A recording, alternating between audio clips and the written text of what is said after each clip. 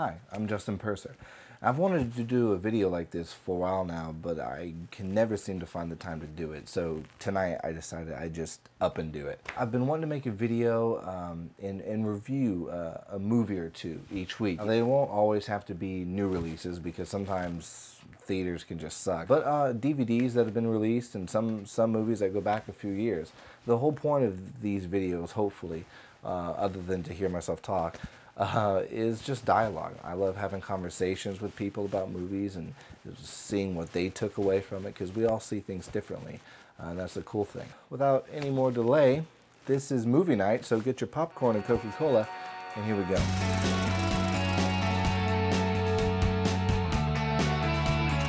So there are a lot of good movies out right now, oddly enough. It started out just before Christmas time, and it really ended last year on a high note, which was pretty cool. I've already gotten to see a couple that I wanted to see, War Horse and Mission Impossible Ghost Protocol.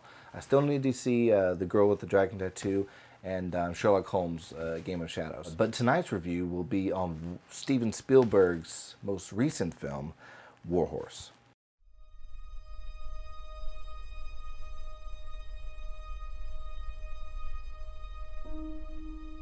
Can you imagine flying over a war and you know you can never look down? You have to look forward or you'll never get home.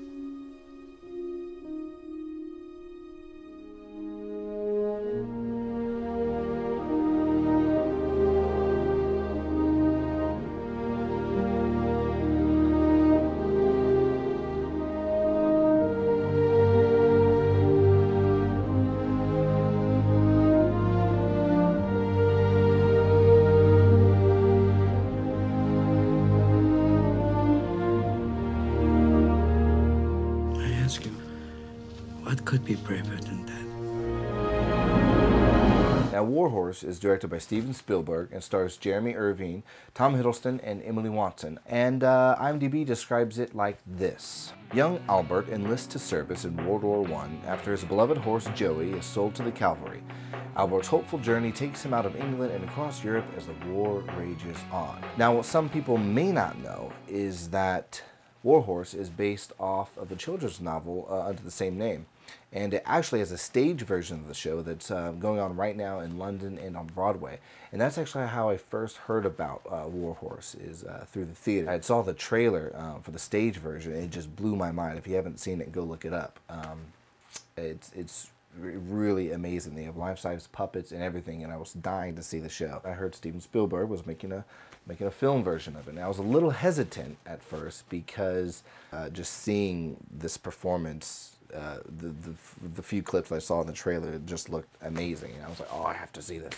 But I haven't, and I decided I'd go ahead and see the film. My initial thoughts, and they still are my thoughts, leaving the theater, was that it was an excellent film. Steven Spielberg obviously has done it again. He obviously is amazing. He's all-time, one of the greatest directors that the world will ever see. And obviously with War Horse, it's a phenomenal film. The film starts off in Devon, England, home to the Narracotts, and more specifically to Albert Narracott, played by Jeremy Irvine. Right off the bat, we're hit with a stunning, beautiful landscape here in England. The cinematography was done by Janusz Kaminski, I think is how you say his name, who's done a slew of Spielberg films, from Saving Private Ryan to Schindler's List and Munich. And the whole film is just made complete with the amazing and beautiful score by John Williams. Now, it builds really nicely in the beginning, and we really start to see this wonderful relationship develop between Joey, the horse, and Albert. One day, Albert's father is unable to pay the rent on the land, and so he is forced to sell Joey into the cavalry. Now, the sergeant in charge that purchases Joey from the Narracotts is played by Tom Hiddleston, who was Loki in Thor and Scott Fitzgerald in Midnight in Paris. And I really like him a lot, especially in Midnight in Paris, because that was an amazing movie. If you haven't seen it, go to the Redbox and rent it, because it's phenomenal. You won't be disappointed.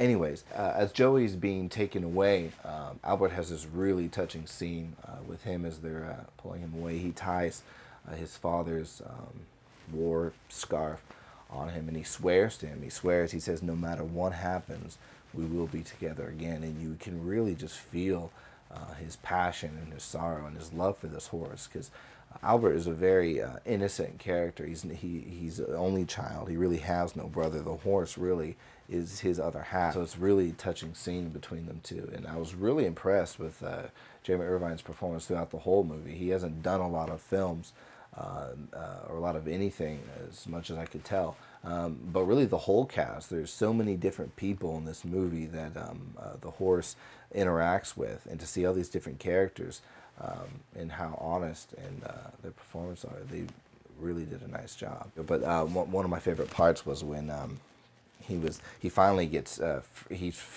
escapes from the Germans, I think it was, and he was having to pull these. He was having to pull these big military artillery guns up this huge hill, and it was really abusing all of these horses, and it was really hard to watch, honestly. But eventually he's able to escape from that, and it's night, and he's running through this battlefield while the war rages on.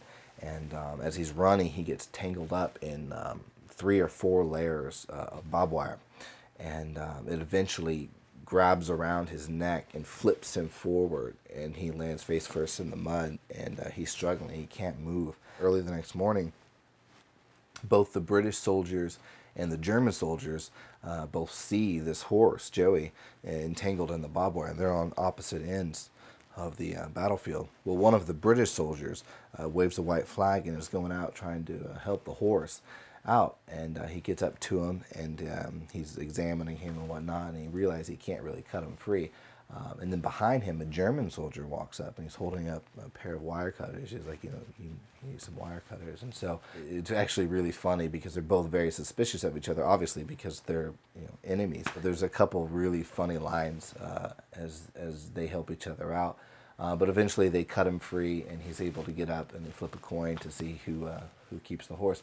But what was really cool through that scene was how one horse was able to bring together these two enemies, for a common cause, just to help this poor horse out. And they shook hands, and they exchanged names, and they were joking back and forth with each other about to stay safe and keep your head down. And I think the British guy said that he was a horrible shot and he was never going to hit anybody or whatever. So it was really cool to watch, honestly. All in all, it was a great film. The story was very emotional and moving, and the actual final ending is very touching. The whole end sequence, the way it was shot, just everything.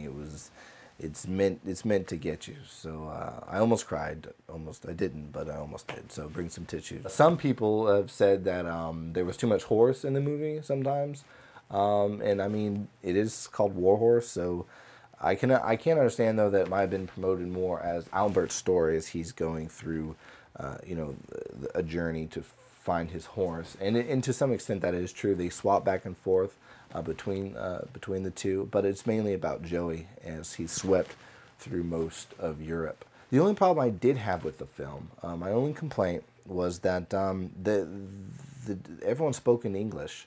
The Germans and the French both had accents, but they didn't speak in their own language, which kind of confused me throughout most of the movie, because I would have thought you could have just had subtitles.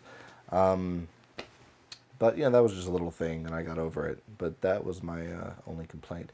So yeah, if you haven't seen it, I strongly suggest you go out and see it while it's still in theaters. And I will give it 5 of 5 stars. It was a really solid film. So that's it. That's my review. Leave your thoughts below about War Horse if you've seen it. If you haven't, go ahead and leave them anyway. Hope you've enjoyed yourself. And until next time, I'm Justin Purser, and I will see you next time on Movie Night.